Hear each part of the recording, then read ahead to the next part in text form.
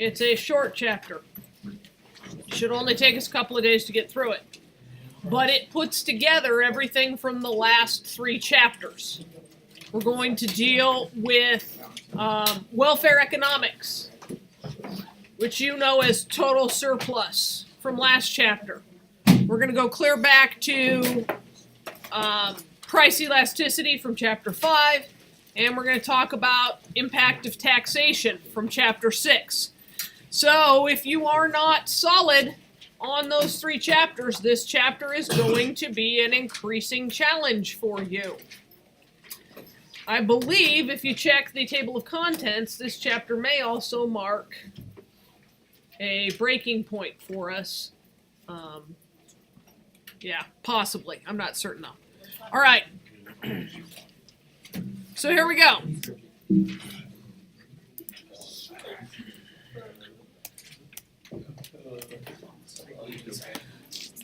Taxes impact consumer surplus, producer surplus, and total surplus. They reduce all of those. They reduce the efficiency of the market. Taxes produce deadweight loss, meaning just total lost surplus. The size of the deadweight loss is impacted by the elasticity of the curves. And tax revenue depends upon the size of the tax. And that seems like a real duh kind of statement.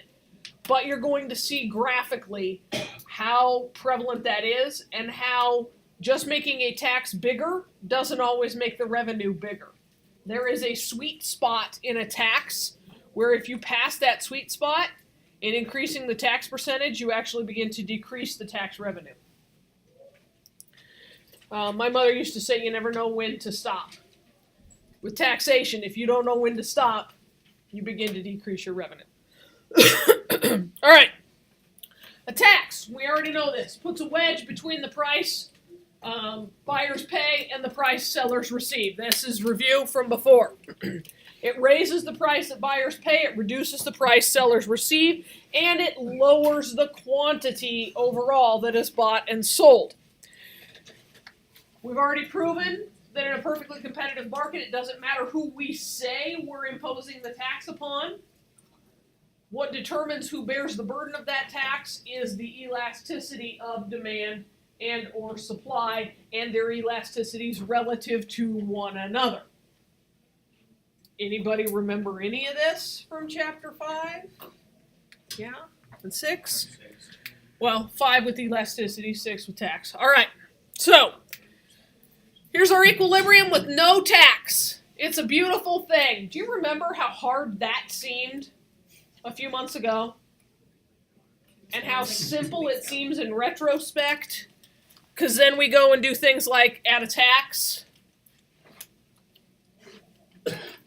And then you have to figure out how much buyers and sellers receive and what the new quantity is.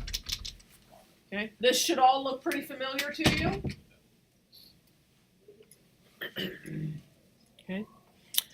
So, in between there is our tax revenue, and this is where new content starts, right? There's our tax revenue.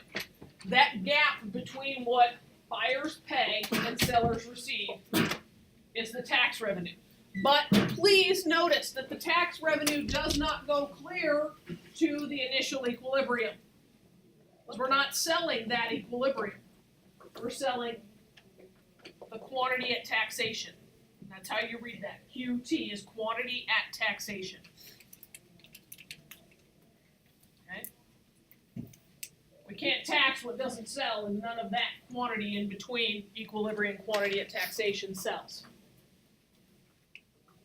Are you with me so far? What gap were you talking about? Is that the gap between the price buyers pay and the price sellers receive?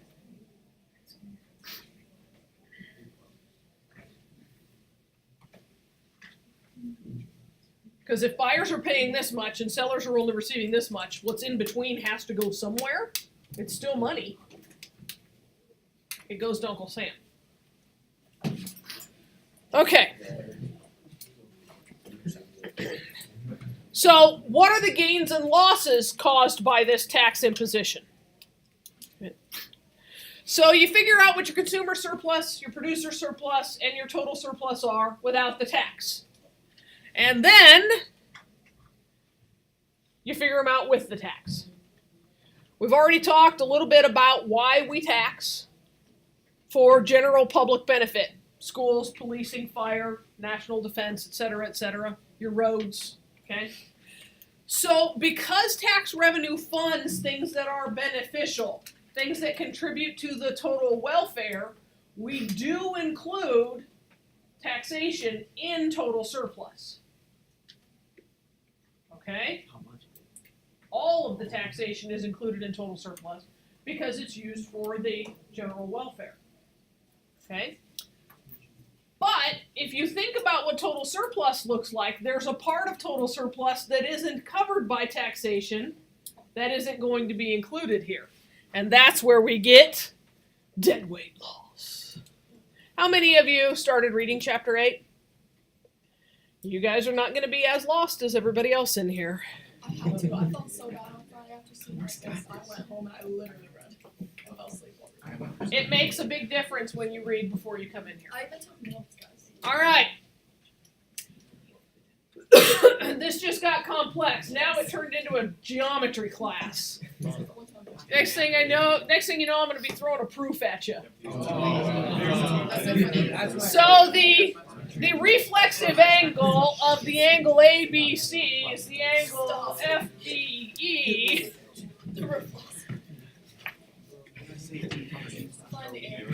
All right. So without a tax, with no tax, what is our consumer surplus? Tell me what letters comprise consumer surplus with the no tax? ABC. Everything from equilibrium price up to the demand curve. ABC is consumer surplus. If you did not know that, you need to read and hit your paperback tonight. If you did not look at that and immediately know what consumer surplus is, you got to catch up. Okay? Where's producer surplus? T, E, and F. Everything below equilibrium and above supply. What is our tax revenue? What is our tax revenue? There is no tax. Ya bozos. How are you giving money to Uncle Sam when there's no tax? Here, let's just start throwing money at the government. There's no tax. I don't say notes first. Wait till taxes imposed. Yeah, let's impose the tax first, and then you can talk about what the revenue is. All right. So what is our total surplus?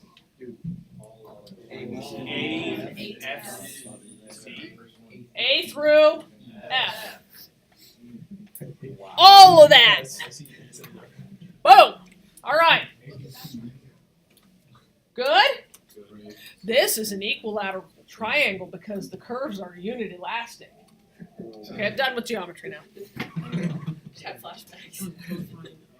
Okay. Now we're going to go tax. How do you know that there's a tax here? Because it says with tax. Now, look at the graph. How do you know there's a tax? Because we have a quantity of taxation and also because we no longer have price at equilibrium. We only have price of buyers and price of sellers. Okay? I'm getting some slow blinks here. I'm good right now.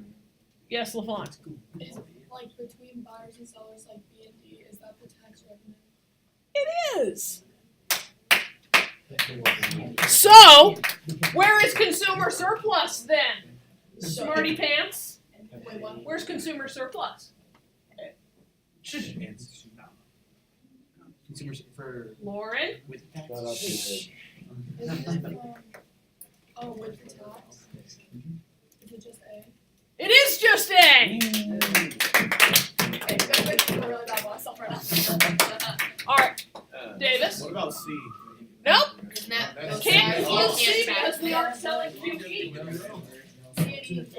Kirby, where's producer surplus? Yeah. Watch your language, Kirby. It is F.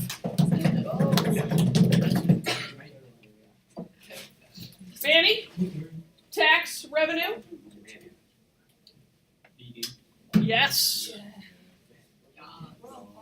Okay. Nick, where is total surplus? A through A, B, D, F. ABDF is total surplus. Very nice, very nice. So what amount represents the loss to taxation? C-E. CE. That's a new gap. So the taxation reduces that total surplus by CE, and that is what we call Deadweight loss. Isn't that the WWE? So that's not C. DWF. All right. So we lose that amount to thank you for the John Cena hands. Just keep doing it all DWL though doesn't do this. DWL does this. Triangle. DWL's always a triangle like that. Yeah, he walks up and it's just like, here's an idiot. No, it's always a triangle like this.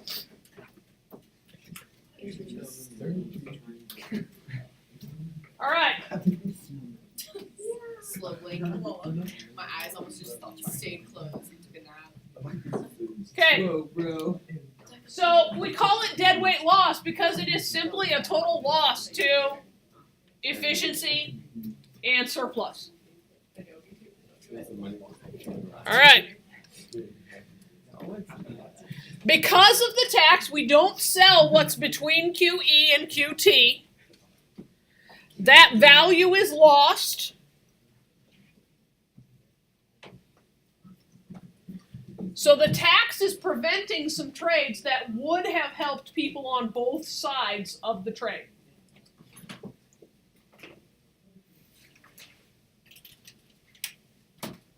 Really pretty straightforward stuff when you put it on the shoulders of everything we've had before.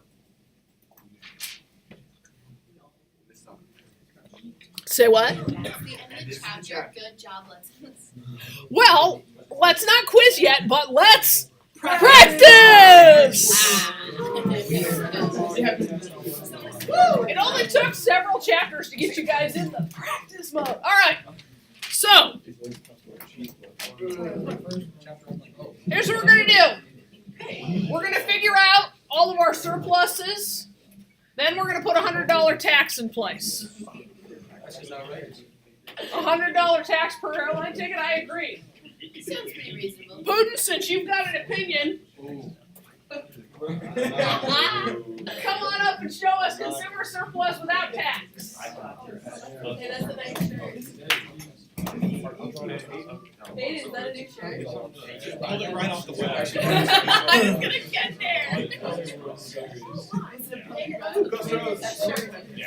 Actually, I ordered 2 weeks ago, but it's not my favorite.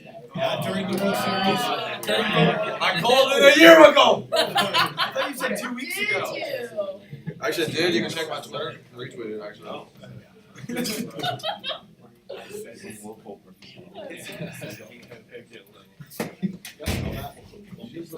That's one of my lovely Saturday school roommates. Not that I do that. This is the consumer. Alright,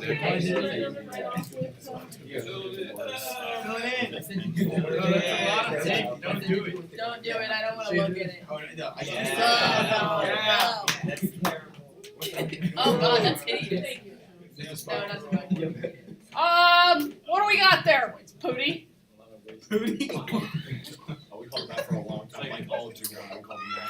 All right, quit killing my marker. What do we have here? All right, Prudence, you're good? Oh, yes. What is so funny?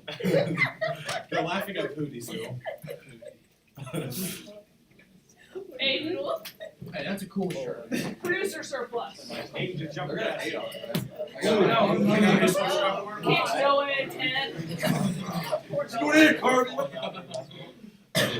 Take your head off.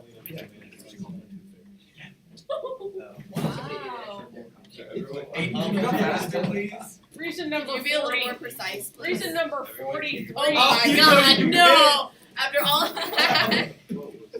There's a gap. There's a gap. Hey.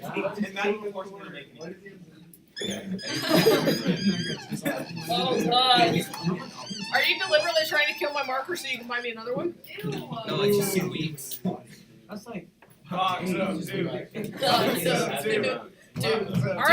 Aiden, what have you just drawn for us? Producer. That's literally surplus. Okay. Total surplus.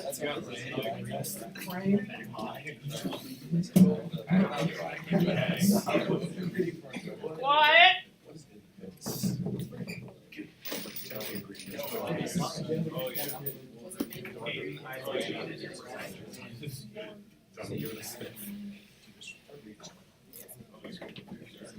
And what is that, Nick? That is total surplus. Excellent. This is so cringy. Like I can't. What's cringy about it? Colors. It's the Joker. Wait, is all the practice? Is that it? No, now we have to do the tax. Okay, that's why I was confused. I was like, guys, there's no text.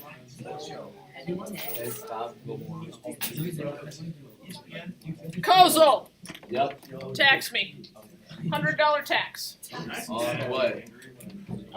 on airplane tickets.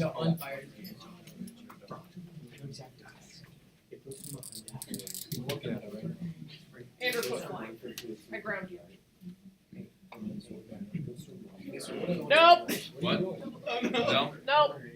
$100. $100 tax. Is that not where you're going? Oh well, it is 100, 200. but you don't have to do what you're about to do to get there. Go to where? Go to the left. Yeah. No. Up Up. to the right. There you go. go. Now draw a line straight up. Why did they have you do that?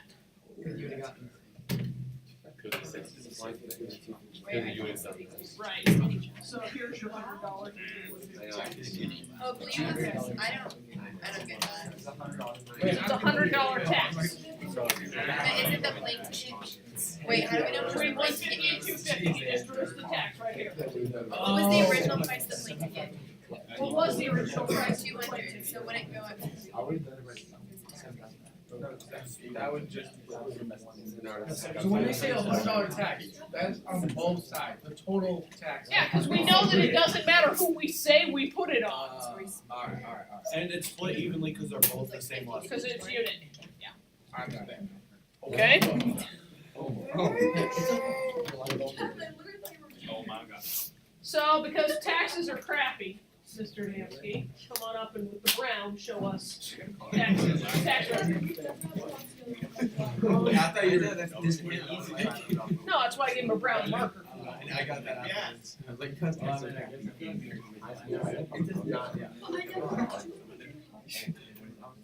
was like, Okay? Tell them what you just shaded in. Tax revenue. That is tax revenue. Excellent. What do you think I did?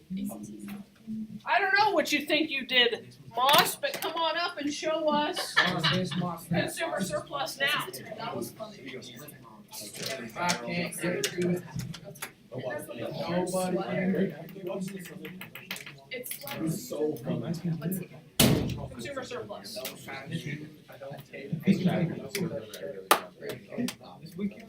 Ew, that one. Now, for you guys, when you're graphing this stuff, since you won't have 18 colors, here's what I recommend you do. Color pencil. Different types of shading. Oh, I'll have 18 colors. Tax surplus. Or, I'm sorry, tax revenue. Sorry, not tax surplus.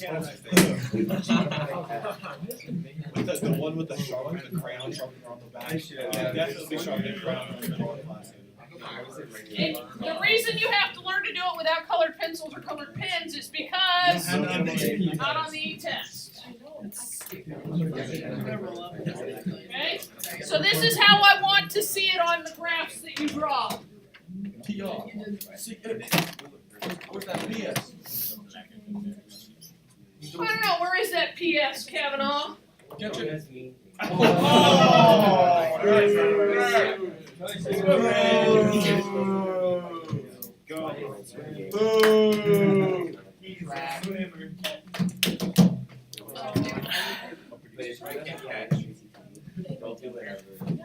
Oh, I need the triangle too. I'm easily confused.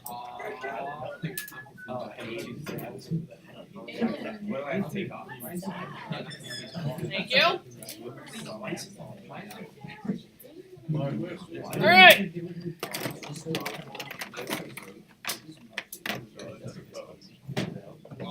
Logan. Total surplus, please, sir. Honestly, though, it's nice because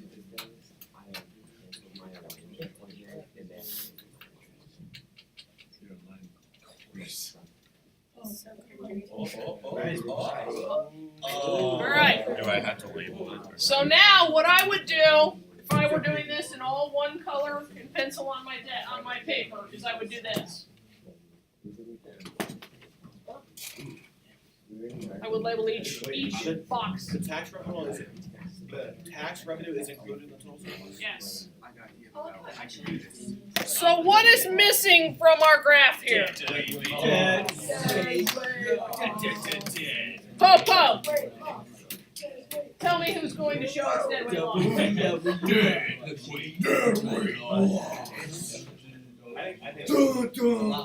Yeah, you're dead weight loss too. Get up there.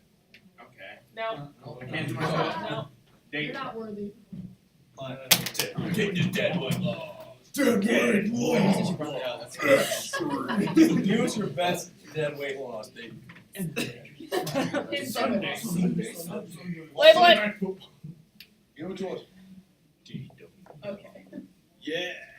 Wait, dead weight dead?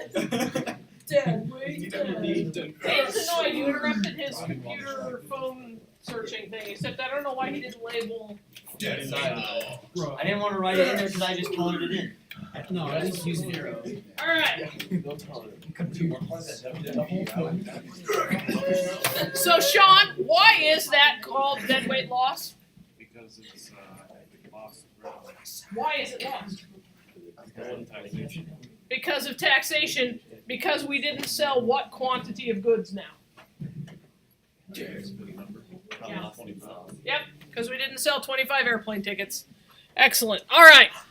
Holly, would you quick erase that stuff so we can see what the computer says was our right answers, please? So what happens to the dead weight loss? Like where does the money go? It's dead. It's lost. So like It's kind of like the sock that never comes out of the dryer. Oh my god. It's just gone forever. That That quantity of goods is never sold nor bought, so it just doesn't exist. If you don't buy, I'm considered my life like the consumer surplus anyway, because you're saving all that money because you didn't buy it. All right. So if we did math, we would have known that our consumer surplus was 10,000, meaning that our producer surplus was also 10,000, meaning that our total surplus was 1,000. 20 G's. This explains why airline stocks are a good investment. Then Uncle Sam gets involved and says, oh my goodness, we need to pay for the TSA so your planes don't go boom. And they impose a $100 tax per ticket. And we see a reduction in consumer surplus to $56.25. We see a reduction in producer surplus to tax revenue is $7,500. Oh yeah. And our total surplus is $18,750. So what is our dead loss? $1,250 is lost Wait, where did you get that stuff from? by doing math with the figures that are on the graph. What? By doing math with the figures that are on the graph. I know, but how'd you get the dead weight? Oh, because I took the initial total surplus of $20,000 without the tax and subtracted the total surplus with the tax. Thank you. Dude, there's a whole. Yep. All right. So, what determines how big dead weight loss is? Elasticities.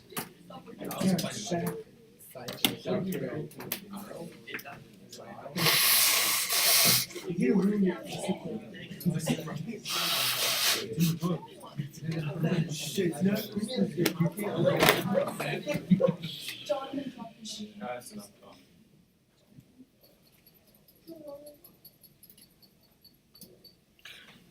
All right. One answer. Hayden's probably looking it up for us right now on his phone there.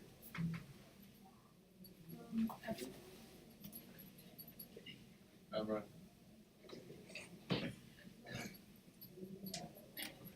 Don't know why the other 30 people in this room don't just crush you for wasting time. All right.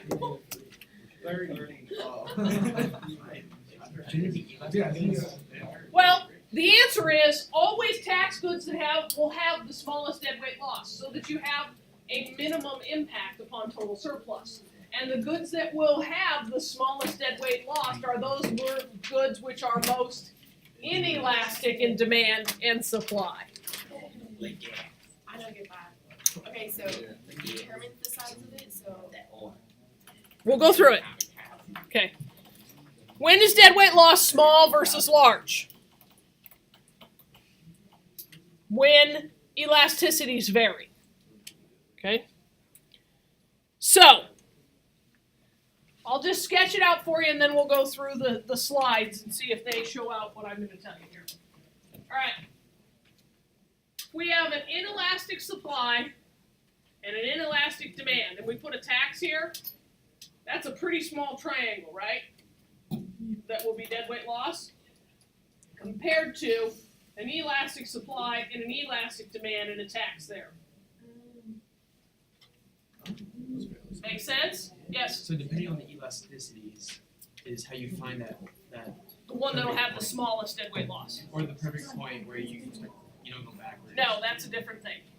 That's called the Laffer curve. The what? The Laffer curve. And it's not very funny. So goods where one is elastic and one is not.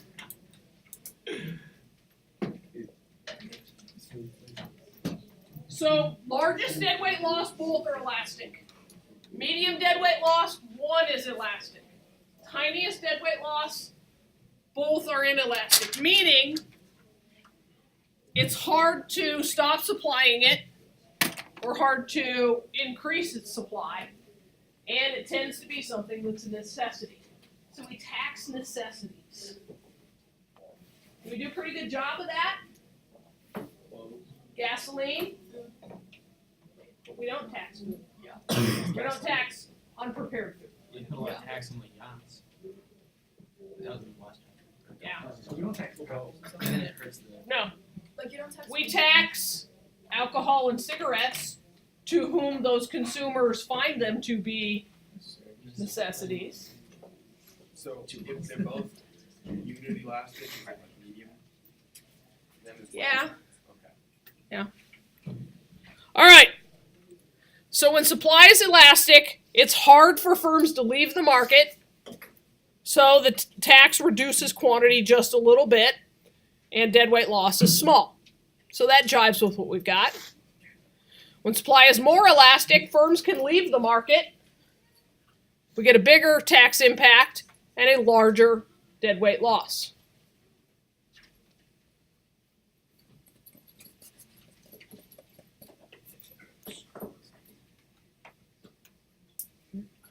When we flip to demand, same impact here. Demand is inelastic. Baby diapers. If you've got a baby in diapers, your demand is pretty much not changing until they're potty trained. Yeah, sadly. And for those of you who have young enough siblings or little nieces and nephews, you understand that in many instances you just can't hurry that process. They will be potty trained when they're ready to be potty trained. So we end up with a small dead weight loss.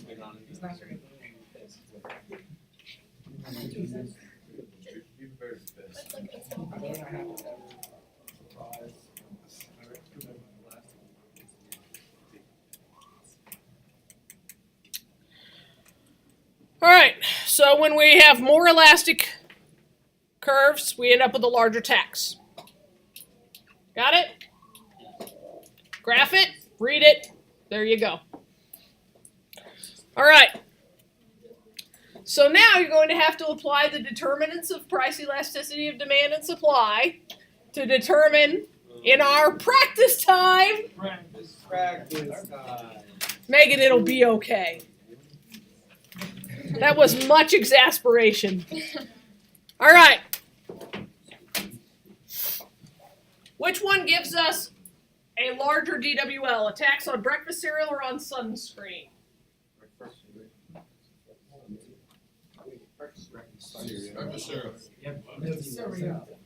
Are you sure? No sunscreen. What? Yes, sir, you sunscreen. All right, let's evaluate.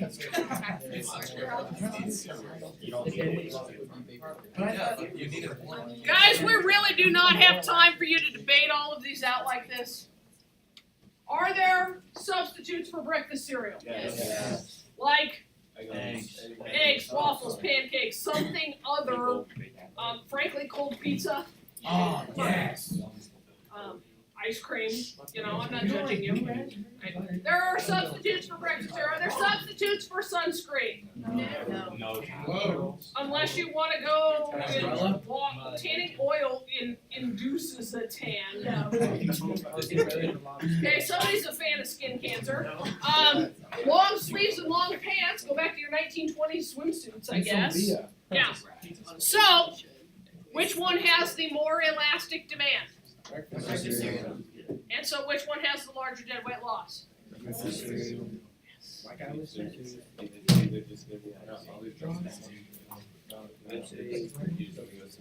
Hotel rooms right now, or hotel rooms in 3 months?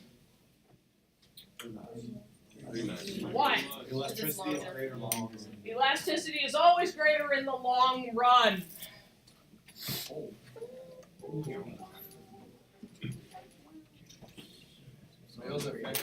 We're going over to Walmart to get some groceries, or we're going down to the Paxton Chop House?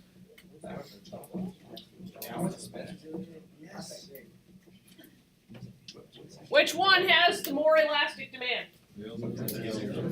Yeah, I can grill my own steak. I can mash my own taters. Okay. That's all you need. Little Betty. Yeah.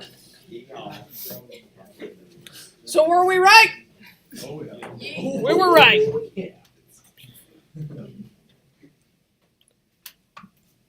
Were we right?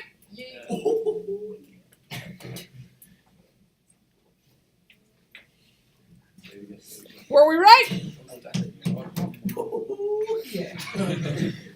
I hope that sticks to the tape. Okay. So now,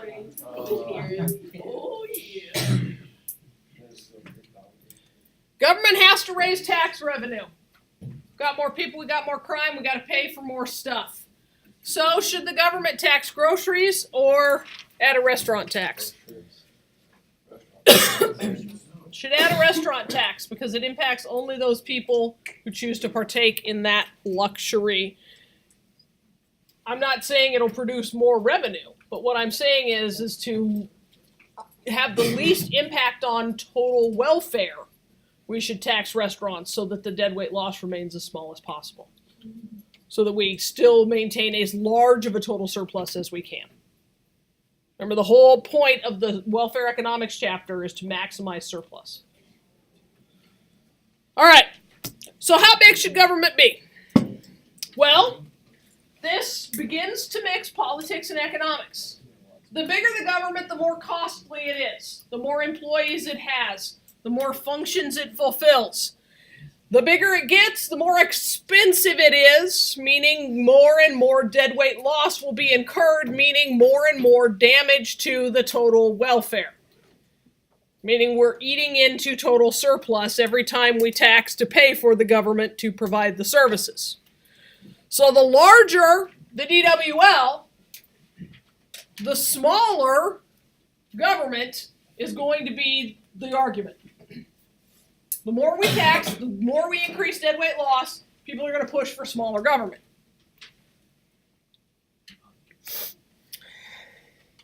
The single largest source of our government revenue is the tax on labor income. You guys know it as a tax on your wages. Paycheck. Labor income is wages. That's the single largest source, is the income tax. Okay. So the larger and larger the income tax gets, the more you feel it, the greater the deadweight loss is, the more you want a smaller government. You guys don't fall into this tax rate yet, but right now, across the whole of the populace, the marginal tax rate for the typical worker is 40%. And that's the tax on the last dollar earned. We have a tax rate that goes up as your income goes up. So you pay no tax on the first $20-some thousand you earn, which is why most of you don't even bother to file taxes. And then you pay tax on $20,001 to $35,000, okay? And then you pay tax on $35,001 at different rates, okay? So the marginal tax rate on most Americans is 40%. It's a lot. What's that compared to Other countries? Yeah. Way lower than most of Europe, way higher than, say, Africa and South America. However, when you look at comparable standards of living, it's lower. It's lower than nations with a comparable standard of living. Okay, so how big is the deadweight loss on our income tax? It depends. All right. If the labor supply is inelastic, then the deadweight loss is small. If the labor supply is inelastic, how do we get an inelastic labor supply?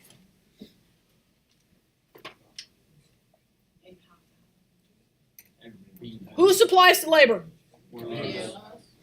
What makes labor supply elastic?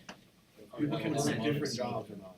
Like if you More jobs than there is make the same amount of money. Because if you don't work, the government thinks. If you win the lottery. Everybody. Okay, what Q just said is what most economists believe. Everybody works. Almost everybody works. Almost everybody ends up working full-time or a full-time equivalency. If in terms of those who are in the labor market, meaning those who are of an age to work and who are able to work. Okay, those who are not incarcerated, mentally impaired, or physically unable to work. So, and this is a pretty widely held belief that pretty much everybody who can work does. Okay. Now, I know some of you are sitting out there going, but welfare mothers. Okay. But when we talk about a population of how many million? Okay. The incremental percentage that is welfare mothers is not going to impact the elasticity of our labor supply. And they're not going to work. Okay? So we do have a relatively inelastic labor supply, which is why taxing labor income results in a small deadweight loss. Why do you have to work? Because you like having shelter and food and clothes.